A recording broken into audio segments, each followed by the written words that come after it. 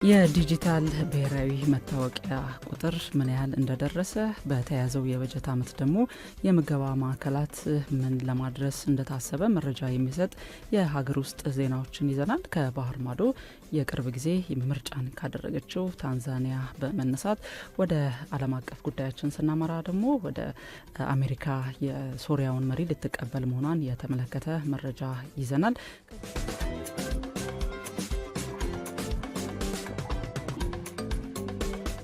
የዲጂታል መታወቂያ አገልግሎትን በተለያዩ አካባቢዎች ማዳረስ የሚያስችል የአገልግሎት ማዕከላት የማስፋትን ስራ እየተከናወነ እንደሚገኝ በጠቅላይ ሚኒስትር ጽህፈት ቤት የብሔራዊ መታወቂያ ፕሮግራም የምዝገባ አስተባባሪ ደጀኔ ገብሬ ገልጠዋል።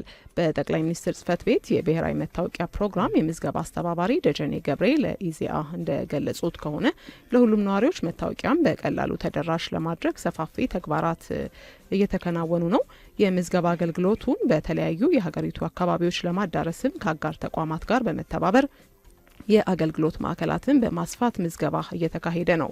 በተጨማሪም አገልግሎቱ ወደ ሩቅ አካባቢዎች እንዲዳረስ በተንቀሳቃሽ የምዝገባ ጣቢያዎች ሞባይል ሬጅስትሬሽን ዩኒትስ አማካኝነት እየተሰራ መሆኑንም ገልጠዋል። በአሁኑ ወቅት ከ5000 በላይ የመመዝገቢያ ማሽኖች አገልግሎት ላይ ናቸው ሲሉ የተናገሩት አስተባባሪው ከ27 ሚሊዮን በላይ ዜጎች ለፋይዳ ዲጂታል መታወቂያ ተመዝግበዋል ብለዋል። እስከ በጀት ዓመቱ አጋማሽ ድረስም የመመዝገቢያ ማሽኖቹን ቁጥር ወደ 10,000 በማሳደግ ተደራሽነትን ለማስፋት መታቀዱንም ገልጸዋል። በአጠቃላይም በአመቱ ውስጥ 30 ሚሊዮን ዜጎችን ለመመዝገብ እቅድ የተያዘ ሲሆን ይህንኑ ለማሳካትም ጠንካራ ስራ እየተሰራ መሆኑን ነው የተናገሩት። የፋይዳ ዲጂታል መታወቂያ የዲጂታል ኢኮኖሚውን በማሳደግ ረገድም የገንዘብ ማጭበርበርን መቀነስንም እንደዚሁ በማካተት ከፍተኛ ሚና እንደሚኖረው ታምኖበታል። በተያዘው የ2018 በጀት ዓመት የማህበረሰብ አቀፍ የምገባ ማዕከላቱን ቁጥር 32 ለማድረስ መታቀዱን የአዲስ አበባ ከተማ አስተዳደር ምገባ ኤጀንሲ ነው ያስታወቀው። የኤጀንሲው ምክትል ዋና ዳይሬክተር ወይዘሮ ስንታየው ማሞ እንደተናገሩት በአሁኑ ጊዜ በአዲስ አበባ በሁሉም ክፍለ ከተሞች 26 የምገባ ማዕከላት አገልግሎት እየሰጡ ነው። በ26ቱ የምገባ ማዕከላትም ከ36,000 በላይ ሰዎች በቀን አንድ ጊዜ ንጹህና ተመጣጣኝ ምግብ እያገኙ መሆኑን አስረድተዋል። የምገባ ኤጀንሲው የተማሪዎችና የማህበረሰብ አቀፍ ምገባ አገልግሎትን እየሰጠ እንደሚገኝም ገልጸዋል። የተማሪዎች ምገባ ሙሉ በሙሉ በመንግስት ወጪ እንደሚሸፍን ጠቆመው የማህበረሰብ አቀፍ ምገባ አገልግሎቱን ከግንባታ አንስቶ እስከ ምርት ግብአቱ ድረስ በባለሀብቱ እንደሚሸፈንም አመልክተዋል። በተመሳሳይ የምገባ አገልግሎት ተጠቃሚውን ቁጥር 41,000 ለማድረስ መታቀዱንም አስረድተዋል። በኮሪደር ልማቶች ላይ ጉዳት የሚያደርሱ አሽከርካሪዎችን ለመቆጣጠርና እያደረሷቸው ያሉ ጉዳቶችን ለመከላከል ትኩረት ሰጥቶ እየሰራ መሆኑን የአዲስ አበባ ፖሊስ ጠቅላይ መምሪያ አስታውቋል። አጥፊ አሽከርካሪዎችን ለመቆጣጠርና አደጋውን ለመከላከል በቴክኖሎጂ የተደገፈ ክትትልና ቁጥጥሩንም አጠናክሮ እንደሚቀጥል ያስታወቀው መምሪያው በ2018 የበጀት ዓመት በአንደኛው የሩብ ዓመት በአዲስ አበባ ከተማ 8853 የንብረት አደጋ መድረሱንና ይህም ከፍጥነት ወሰን ገደብ በላይ አልኮል መጠጦችን ጠጥቶ ማሽከርከርና ያለ መንጃ ፍቃድ ማሽከርከር ለአደጋው መባባስ ምክንያት እንደሆኑ ጨምሮ ገልጿል።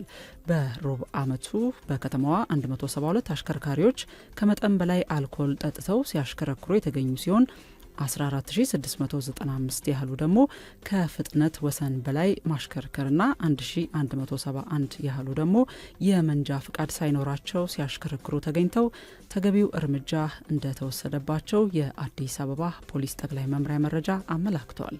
በአደጋው በሰዎች ሕይወትና አካል ላይ ከደረሰው ከፍተኛ ጉዳት በተጨማሪ በሕዝብና በመንግስት ንብረቶች ላይም ጉዳት እየደረሰ እንደሚገኝ እንዲሁም በተለይ የትራፊክ ፍሰቱን ለማሳለጥ እንዲያስችል ታቅደው በርካታ ውጪ ወጥቶባቸው የለሙ የኮሪደር ልማት ስራዎች ላይ አደጋው እየተባባሰ መምጣቱ ነው የተገለጠው። የቦሌ ኤርፖርት መንገድ ላይ ትኩረት ተሰጥቶ ከለሙ መንገዶች አንዱ ቢሆንም በግዴለሽነትና በተለይም አልኮል ከመጠን በላይ ጠጥተው ሲያሽከረክሩ በነበሩ አሽከርካሪዎች መንገዱን ለማስዋብ በተተከሉ የውበት ዛፎች ላይ በከፍተኛ ወጪ በተሰሩ የኤሌክትሪክ መስመሮችና ንብረቶች እንዲሁም በሌሎች የልማት ስራዎች ላይ ከፍተኛ ጉዳት እየደረሰ መሆኑን የፖሊስ መምሪያው አስታውቋል። ስለዚህም ፖሊስ ከተማዋን ለማዘመንና ለማስዋብ በለሙ የኮሪደር ልማቶች ላይ ጉዳት የሚያደርሱ አሽከርካሪዎችን ለመቆጣጠርና እየደረሱ ያሉ ጉዳቶችን ለመከላከል ትኩረት ሰጥቶ እየሰራ መሆኑን በመግለጽ አጥፊ አሽከርካሪዎችን ለመቆጣጠርና አደጋውን ለመከላከል በቴክኖሎጂ የተደገፈ ክትትልና ቁጥጥሩን አጠናክሮ እንደሚቀጥል አስታውቋል። ፖሊስ አሽከርካሪዎችም ሆኑ ባለንብረቶች እየደረሰ ያለውን አደጋ ከመከላከል አንጻር ተገቢውን ጥንቃቄ ማድረግ እንዳለባቸው ማሳሰቡን የአዲስ አበባ ፖሊስ ጠቅላይ መምሪያ አስታውቋል። የኢትዮጵያ አጠቃላይ የሀገር ውስጥ ዕዳ መጠን በመስከረም 2025 መጨረሻ ላይ 2.56 ትሪሊዮን ብር መድረሱ ተገልጿል። ይህ ጭማሪ የመጣው መንግስት የግምጃ ቤት ሰነዶች ገበያን ተጠቅሞ በስኬት ገንዘብ ቢያሰባስብም ባለሀብቶች ግን ለአጭር ጊዜ በሚከፈሉ ዋስትናዎች ላይ ብቻ ፍላጎታቸውን በማሳየት ለረጅም ጊዜ ዕዳ ጥንቃቄ ማድረጋቸው ነው የተጠቆመው። የገንዘብ ሚኒስቴር እንዳስታወቀው ከሆነ እንደ አውሮፓውያኖቹ አቆጣጠር እስከ መስከረም 2025 ላይ ብቻ መንግስት በሁለት ጨረታዎች ላይ 53.35 ቢሊዮን ብር መሰብሰብ ችሏል። ሆኖም ይህ ስኬት በተለይ በ28 ቀናትና በ91 ቀናት ሰነዶች ላይ ያተኮረ ሲሆን የአንድ ዓመት ማለትም የ364 ቀናት ሰነዶች ግን ፍላጎት ያላገኙና የተገደቡ ሆነው ቀርተዋል ተብሏል። እንደ መረጃው ከሆነ በሐምሌና በመስከረም አጋማሽ መካከል የአጭር ጊዜ ሰነዶች የትርፍ መጠን እየቀነሰ ቢሄድም የ364 ቀናት ሰነድ የትርፍ መጠን ግን ከ15 በመቶ ወደ 20 በመቶ በድንገት ከፍ ብሏል። ተንታኞች እንዳሉት ከሆነ ይህ ከፍተኛ ጭማሪ ወደፊት የዋጋ ግሽበትና በማክሮ ኢኮኖሚክ አለመረጋጋት ሳቢያ ባለሀብቶች ረጅም ጊዜ ዕዳን በመፍራት ጥንቃቄያቸውን ማሳየታቸውን ያረጋግጣል። ከአጠቃላይ የሀገር ውስጥ ዕዳ ክምችት ውስጥ ትልቁን ድርሻ የያዙት ተቋማት የኢትዮጵያ ንግድ ባንክ 43 በመቶ፣ የኢትዮጵያ ብሔራዊ ባንክ 26.3 በመቶና የጡረታ ፈንድ 19.3 በመቶ ናቸው። የገንዘብ ሚኒስቴር በቀጣዩ ሩብ ዓመት 243.5 ቢሊዮን ብር የግምጃ ቤት ሰነድ ለማውጣት እቅድ ማውጣቱንም ገልጧል። በታንዛኒያ ሀገራዊ ምርጫን ተከትሎ በደረሰ የዜጎች ግድያና እስርን በተመለከተ በገለልተኛ አካል ማጣራት እንዲደረግ ሲል የተባበሩት አገሮች ዩናይትድ ኔሽንስ ዋና ጸሐፊ አንቶኒዮ ጉተሬዝ አሳስበዋል። ታንዛኒያ ፕሬዚዳንቷ ሳሚያ ሱሉሁን አሸናፊ መሆናቸውን ባወጀችበት ሀገራዊ ምርጫ ጋር በተያያዘ ከ700 በላይ ዜጎቿ በመንግስት የጸጥታ ኃይሎች መገደላቸው ተሰምቷል።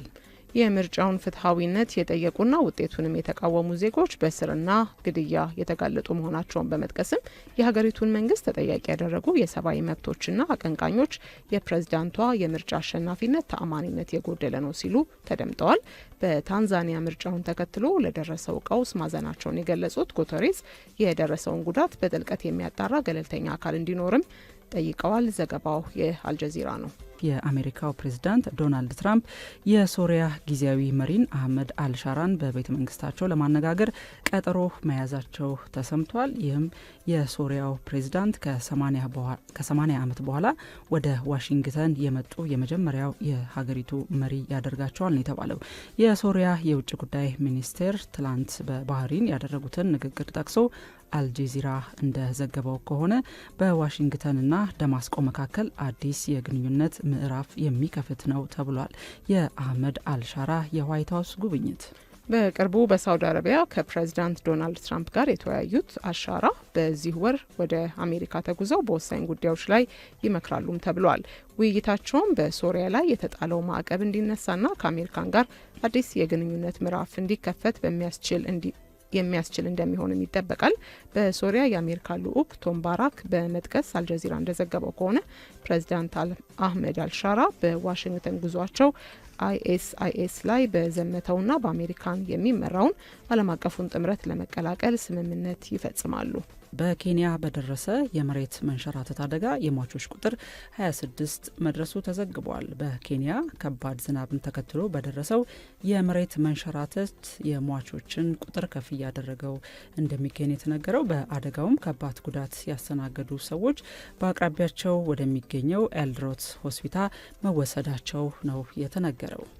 የአደጋ ጊዜ ሰራተኞች ሰዎችን የማትረፍ ስራዎች በስፋት እየሰሩ መሆኑን ያሳወቁ ሲሆን ከ1000 በላይ ቤቶች በዚሁ አደጋ ሳቢያ መውደማቸው ተነግሯል። በኬንያ ባለፉት ዓመታት በተከሰተው የመሬት መንሸራተት አደጋ በመቶዎች የሚቆጠሩ ሰዎች ሕይወታቸው ማለፉ ይታወቃል።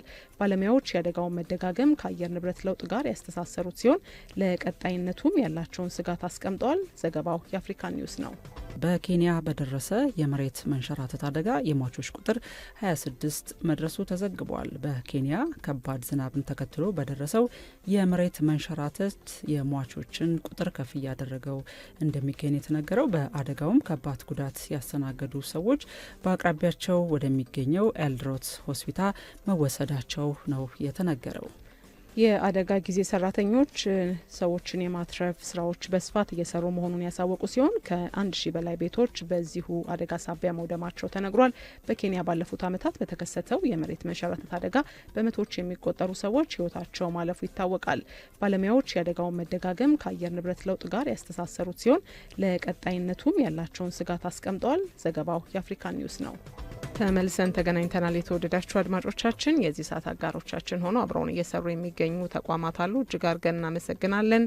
ለፈጣንና ለምቹ ጉዞ ተመራጭ ነው ራይድ። እንግዲህ 8294 ላይ በመደወል የራይድን መጥራት ትችላላችሁ። አሁን ደግሞ ራይድን በመጥራታችሁ ሽልማቶችንም እንዲሁ ማግኘት ይቻላል። በመተግበሪያም መጥራት ትችላላችሁ። ከዛም ባለፈ በ8294 ላይ ወደ ኮል ሴንተር በመደወል ለምቹና ቀልጣፋ የትራንስፖርት አገልግሎት ራይድን ይምረጡ እያላችሁ ነው። የዚህ ሰዓት አጋራችን ስለሆነ እጅግ አድርገን አመሰገንን።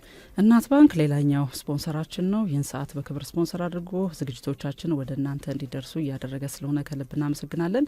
የባንክ አገልግሎቱን ሁሉንም አይነት በዘመናዊ መንገድ እየሰጠ ደንበኞቹን በማስደሰት ላይ ነው የሚገኘው። አሁንም በአሰራሩን በማሻሻል የትምህርት ቤት ክፍያ ስርዓትን በቀላሉ የሚያገኙበትን የእናት መላ ወይም ደግሞ ዩኒካሽን የተሰኘውን የክፍያ ስርዓት ዘርግቶ በርካታ ትምህርት ቤቶች በዚህ የክፍያ ስርዓት ደንበኞች ሆነው እየተጠቀሙ ነው የሚገኘው።